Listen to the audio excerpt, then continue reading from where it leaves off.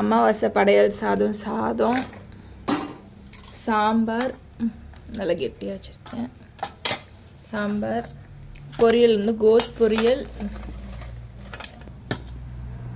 வாழைக்காய் பொரியல், பீட்ரூட் பொரியல், பருப்பு, நெய், உருளைக்கிழங்கு பட்டாணி மசாலா,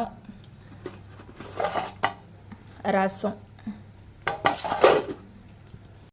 இந்த கேரளா பப்படம் அதான் உப்பி இருக்கு. கீழே வந்து வடை வந்து சும்மா உருட்டி போட்டேன். தயிர்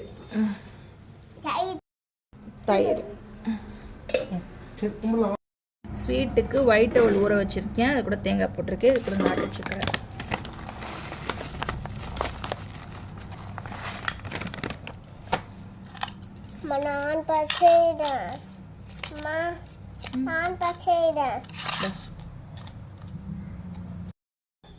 தேங்காய் அரைக்கும் போதே கொஞ்சமாக அதிலே வந்து ஏலக்காய்